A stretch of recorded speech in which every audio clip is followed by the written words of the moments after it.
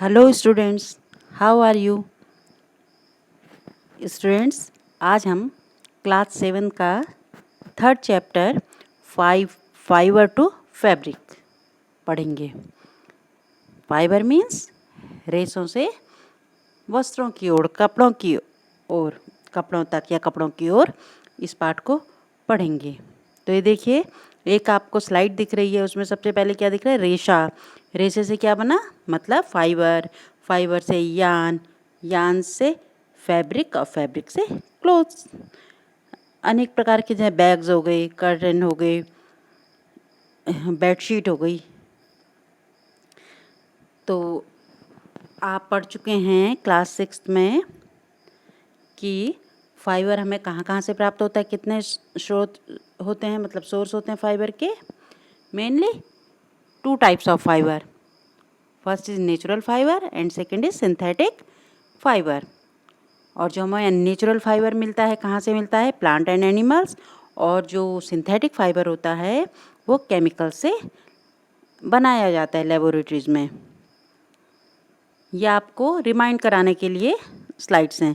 देखो, फाइबर हुआ, उसकी स्पिनिंग हुई, यान बना, फिर उसकी वीविंग या निटिंग हुई तो फैब्रिक बना, और फैब्रिक की स्टिचिंग हुई, क्लोथ्स बने। ये आप सब कक्षा 6 में पढ़ चुके हैं। अगर आपको अभी ढंग से नहीं आया है तो जो कक्षा 6 की स्लाइड है फाइबर टू फैब्रिक्स, वो आप यूट्यूब में देख सकते हैं। Types of fibres, fibre are 2 types, natural and synthetic. फिर नेचुरल फाइबर भी 2 भागों में, प्लांट और एनिमल। कॉटन से प्राप्त होने वाला कॉटन, जूट, कॉयर, भीमल और रामबांस, ये सारे प्लांट से होते हैं। और एनिमल से wool and silk. Synthetic fibre हो गया जो लेबोरेटरीज में बनाया जाता है केमिकल्स द्वारा, उसमें पॉलिस्टर, नाइलॉन, एक्रेलिक, रेयॉन आदि। Natural fibre, the fiber which are obtained from plants and animal are called natural fiber. Synthetic fiber, the fiber which are synthesized in industry from simple chemical obtained from petroleum are called synthetic fiber. Okay, अब आज हम आपको class 7 के लिए animal fibres पढ़ाएंगे, क्योंकि आपके chapter में एनिमल फाइबर्स के बारे में है क्लास 7 में। तो एनिमल फाइबर 2 तरह का हो गया, वूल एंड सिल्क। वूल क्या है? वूल माने ऊन। क्या है ऊन? का काम क्या है? वूल कीप्स यू वार्म। ऊन हमको क्या रखती है? गर्म रखती है, गर्म रखने के काम आती है। आपने देखा होगा, हम लोग जैसे ही सर्दी पड़ती है तो सब वुलन क्लोथ्स बाहर निकाल लेते हैं, जिससे हमें सर्दी न लगे, गर्मी का एहसास हो। अब एक क्वेश्चन अराइज होता है, उठता है, from where do we get wool? हम ऊन कहाँ से प्राप्त करते हैं? हमें ऊन कहाँ से मिलती है? तो we get wool from hair, fleece. Fleece means जो शीप के रोए होते हैं, भेड़ के बाल होते हैं, उसको फ्लीज कहते हैं। We get wool from hair of sheep, goat, yak and some other animal. These animal have thick coat of hair and wool is derived from their hair. जो ऊन होती है वो अनेक प्रकार के जानवर हैं, जैसे भेड़ हो गया, बकरी हो गया, याक हो गया और कुछ और जानवर हो गए। इनके जो थिक हेयर होते हैं, शरीर में बाल होते हैं, इनसे ऊन प्राप्त होती है हमें। अब कैसे होती है ये हम इसी चैप्टर में आगे पढ़ेंगे। अब आपके मन में कभी एक विचार आया है कि जानवर तो कोई कपड़े नहीं पहनते, लेकिन हम क्यों पहनते हैं? कभी सोचा आपने? तो इसका रीज़न क्या है? जो एनिमल्स होते हैं इनके शरीर में एक थिक कोट ऑफ हेयर्स होता है, शरीर में मोटे बाल होते हैं, जिसके कारण इनको ठंड कम लगती है। फिर दूसरा क्वेश्चन उठता है, why these animal have thick coat of hair? इन एनिमल्स का में बालों का मोटा आवरण क्यों होता है? तो hair keeps these animal warm and protect them from cold. जो बाल होते हैं वो इनको गर्म रखते हैं और इनको ठंड से बचाते हैं ड्यूरिंग विंटर, जाड़ों के सीजन में। Fur trap air close to animal skin and air doesn't allow heat to lose from their body. जो इनके रेशों के बीच, हेयर्स के रेशों के बीच क्या आ जाती है, एयर, हवा आ जाती है। तो हवा क्या करती है, वो जो गैप होता है फाइबर्स का, उनके बीच में एयर आ जाती है। तो एयर जो शरीर की गर्मी उसको बाहर नहीं जाने देती, जिसके कारण इन्हें गर्म लगती है। इनकी जो बॉडी हीट होती है वो लॉस नहीं हो पाती है और वो उनको बचाए रखती है। Air is poor conductor of heat. जो हवा होती है वो एक पुअर कंडक्टर होती है, किसकी, हीट की, ऊष्मा की। अब वूल इन विंटर, तो इसीलिए हम विंटर में वुलन क्लोथ्स पहनते हैं और समर में कॉटन के क्लोथ्स पहनते हैं। वूल फाइबर मतलब ऊन का रेशा, open from animal, trap the air in between them. उनके बीच में क्या आ जाती है, वूल फाइबर के बीच में एयर आ जाती है। आपको पता है air is poor conductor of heat. जो एयर होता है ये पुअर कंडक्टर होता है।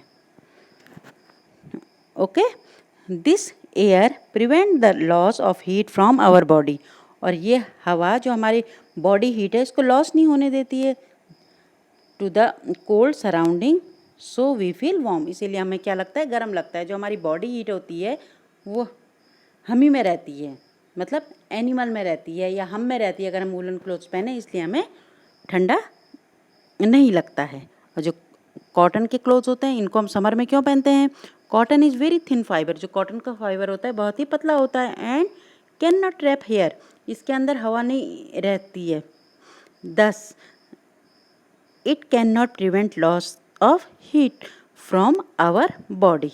इसलिए जो ये हमारी शरीर की ऊष्मा को नहीं रोक पाता है और जिससे हमें समर सीजन में क्या लगता है, ठंडा लगता है। इसीलिए कहते हैं समर में कैसे, कॉटन के क्लोथ्स पहनो, सूती कपड़ा पहनो। 10 cotton clothes are worn in summer, warm wear in summer months. जो इसलिए जो कॉटन के क्लोथ्स होते हैं उनको हमको गर्मियों में पहनना चाहिए। Name some animal from which we get wool. देखो आपको फिगर दिखाई दे रही हैं। अब ये क्या क्या है ये हम आगे की स्लाइड में देखेंगे। कुछ एनिमल्स हैं जिनसे हमें ऊन प्राप्त हो रही है। अब क्या क्या जानवर हैं, अब देखो इनको। First slide, sheep. ये क्या है, भेड़ है। देखो इनका बॉडी में कितना थिक फाइबर है, कितने इनका शरीर कितने मोटे फाइबर से ढका हुआ है, जिससे इनको बिल्कुल भी ठंड नहीं लगती है।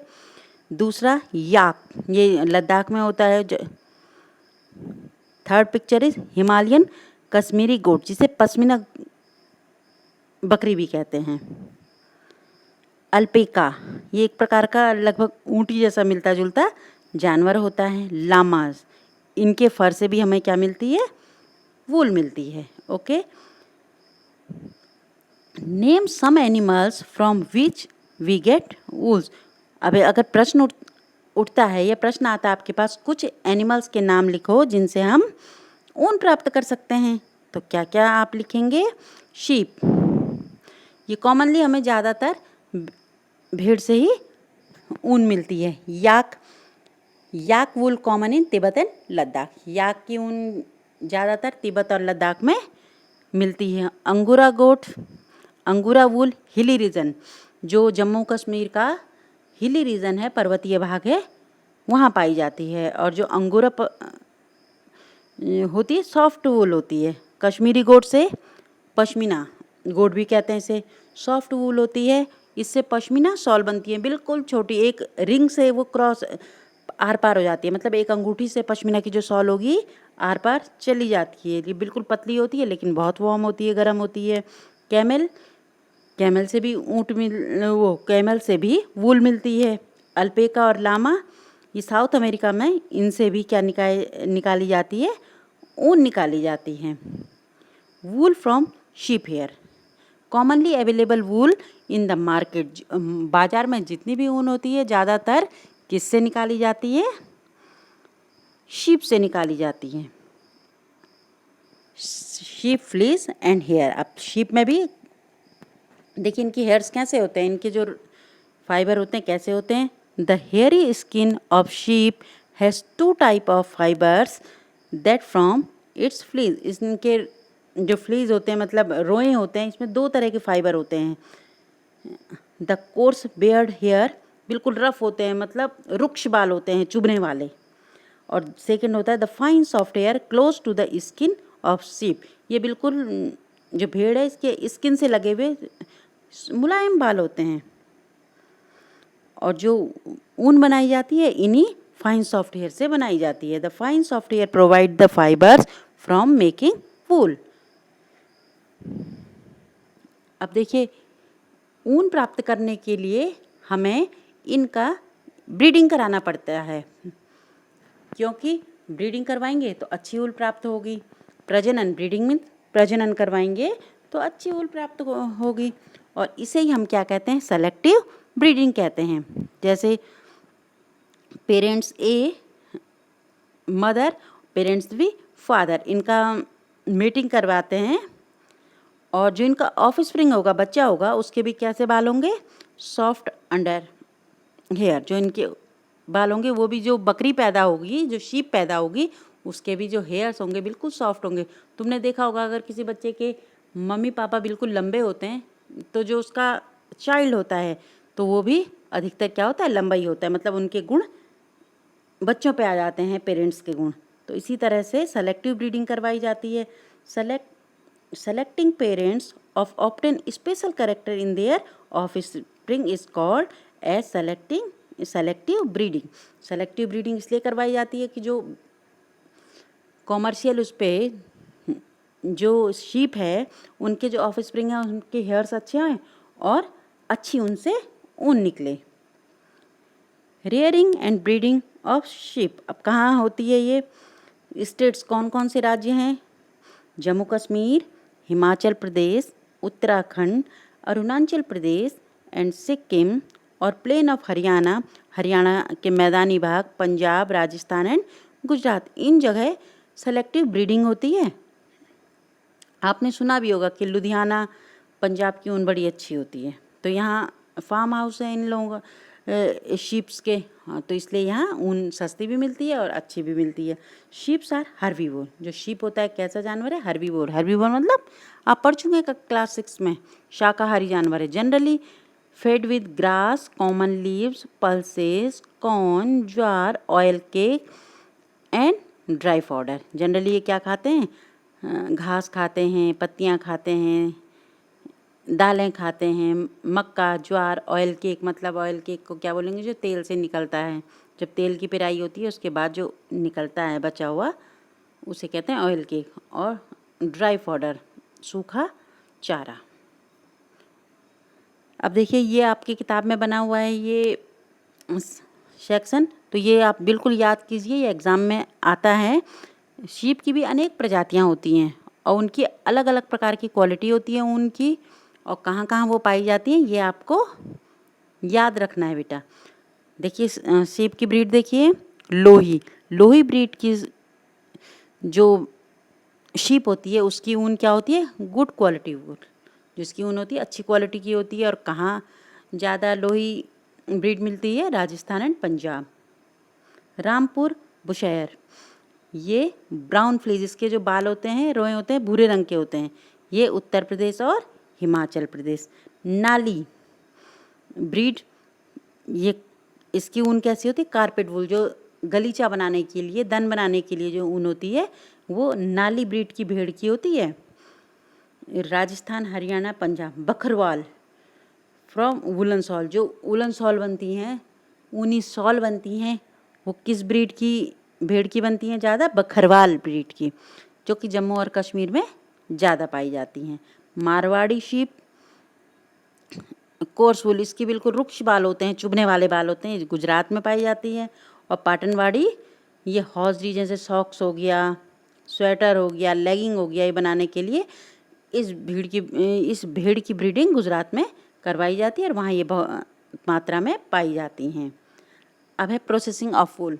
अब आप सोच रहे होंगे कि भेड़ से हमारा स्वेटर कैसे बनी भाई, हमारी टोपी कैसे बनी, या आपकी समझ में नहीं आ रहा होगा, तो इसके लिए प्रोसेसिंग होती है। तो वो कैसे होती है अब आप आगे के स्लाइड में इसको जानेंगे। सबसे पहला होता है बेटा शेयरिंग माने ऊन की कटाई। देखो आपको फिगर में, चित्र में दिख रहे हैं ना, इसमें जो भेड़ पालक होता है वो उसकी भेड़ की ऊन काटता है। विभिन्न प्रकार के उसके पास औजार होते हैं जैसे आपने देखा होगा नाई आपके बाल काटता है, तो वैसे ही भेड़ पालक भी क्या करता है, भेड़ के शरीर से उसके ऊन को काटता है। इसको कहते हैं shearing. Removal of fleece hair of sheep along with thin layer of skin, बिल्कुल स्किन से लगी हुई लेयर को रिमूव करता है। Shearing is usually done in summer months, गर्मियों में शेयरिंग की जाती है। मतलब भेड़ के शरीर से उसके जो हेयर होते हैं कब काटे जाते हैं, गर्मी के सीज़न में, क्योंकि विंटर के सीज़न में, जाड़ों के सीज़न में तो उसके लिए कोट का काम करता है, उसको ठंड से बचाता है, इसीलिए समर मंथ्स में शेयरिंग की जाती है। Upper most layer of skin is dead so it doesn't hurt sheep, जो स्किन की अपर मोस्ट ऊपरी लेयर होती है, परत होती है, वो मृत होती है, इसके कारण शीप को कोई चोट नहीं लगती, हर्ट नहीं होती। आपने देखा होगा अगर नाई आपके बाल काटता है तो क्या आपको चोट और दर्द होता है, तो उसी प्रकार से शीप को भी कोई नुकसान शेयरिंग में नहीं होता है। दूसरी प्रोसेसिंग है स्काउरिंग। उच्चारण करो आप मेरे साथ, स्काउरिंग। हिंदी में कहते हैं इसे अभिमार्जन। क्या कहते हैं, अभिमार्जन। जो भेड़ से ऊन काटी है उसको धोना। Washing is sheared skin and hair in tank remove grease dust and dirt. उसके जो रोए होंगे या कह लो हेयर्स होंगे, उसमें जितनी भी गंदगी होगी उसको टैंकों में साफ़ किया जाता है। इसे क्या कहते हैं, स्काउरिंग या अभिमार्जन। Scouring is done in manually और इन मशीन। जो स्काउरिंग होती है, अभिमार्जन होता है, मशीनों द्वारा भी होता है और मनुष्यों द्वारा भी किया जाता है। It makes the fleas clean. ये जो रोए हैं शीप के उनको साफ करता है। फ्लीस इज देन ड्राइड, उसके बाद उनको सुखाया जाता है। थर्ड प्रोसेस बेटा सॉर्टिंग। सॉर्टिंग मीन्स छटाई। अब किस तरह की छटाई की जाती है, जैसा आपने देखा होगा किसी टोकरी में अनेक प्रकार के फल हैं, आम भी है, केला भी है, संतरा भी है, नींबू भी है। हमने कहा इसकी सॉर्टिंग करनी है, तो आप आम अलग रखेंगे, केला केला अलग रखेंगे, अमरूद अमरूद अलग रखेंगे। इस तरह से ऊन की भी सॉर्टिंग होती है। जो क्रश फाइबर होता है उसको अलग करते हैं, जो लंबा फाइबर होता है उसको अलग करते हैं, जो अलग कलर का होता है उसको अलग करते हैं। तो इसे क्या कहते हैं, सॉर्टिंग कहते हैं। हिंदी में कहते हैं उसको छटाई। Separation of fibre for different texture, colour and length. Okay, it is done in factories. ये फैक्ट्रीज में किया जाता है, जो फैक्ट्रियाँ होती हैं उनमें किया जाता है। इनमें अलग अलग टेक्सचर के, अलग अलग क्वालिटी के, अलग अलग कलर के और लेंथ के हेयर्स को अलग किया जाता है, फाइबर को अलग किया जाता है। फोर्थ प्रोसेस होती है रिमूवल ऑफ बरीज। बर की छटाई, मतलब जो गांठें सी हो जाती हैं उनमें, जो आपको फिगर में दिख रहा होगा गोला जैसा, इसकी छटाई की जाती है। इसको भी मशीनों द्वारा या हाथ से भी मैनुअली भी साफ़ किया जाता है। नेक्स्ट प्रोसेस हो गया, अब जो भेड़ की ऊन होती है प्रोबेबली 2 कलर्स में होती है, ब्लैक, वाइट या ज़्यादा ब्राउन, 3 कलर में होंगे। तो आपने देखी होगी आपके तो स्वेटर, मफलर कोई नीला होता है, कोई पीला होता है, कोई लाल होता है, कोई येलो होता है। तो इसके लिए इनकी डाइंग होती है, मतलब इनमें कलरिंग होती है, उसको कहते हैं डाइंग या रंगाई। तो अलग अलग कलर में उस ऊन को, उस वूल को रंगा जाता है। नेक्स्ट उसके बाद रोलिंग। ओके, रोलिंग में उसकी रील बनाई जाती है, उसके गोले बनाए जाते हैं। तो बच्चों अब याद रखिए, प्रोसेसिंग ऑफ वूल में क्या आएगा, first step sharing. Sharing means कटाई उनकी, स्काउरिंग अभिमार्जन, सॉर्टिंग छटाई, रिमूवल ऑफ बर की छटाई, डाइंग रंगाई, रोलिंग गोला बनाना, रीलिंग उसकी रील बनाना उसकी। ओके, रीलिंग हो, मिस प्रिंट और का रीलिंग है। तो जो फाइबर है उससे यान बनने की जो प्रोसेस है उसे हम क्या कहते हैं, उसी प्रोसेस को हम क्या कहते हैं, वूल बनाने की प्रोसेस है वो। ओके, अब देखिए कुछ ऊन बनाने की प्रक्रिया में कुछ ऑक्यूपेशनल हैजार्ड भी आए हैं। हैजार्ड मतलब संकट of woollen industry. Woollen industry में कुछ ऑक्यूपेशनल हैजार्ड आए हैं। हेडिंग क्या है, occupational hazard of woollen industry, मतलब व्यावसायिक संकट आए हैं किस में, वुलन इंडस्ट्री में, ऊन के उद्योग में। क्या हैं वो hazard? Risk face by worker in working in industry are called occupational hazard.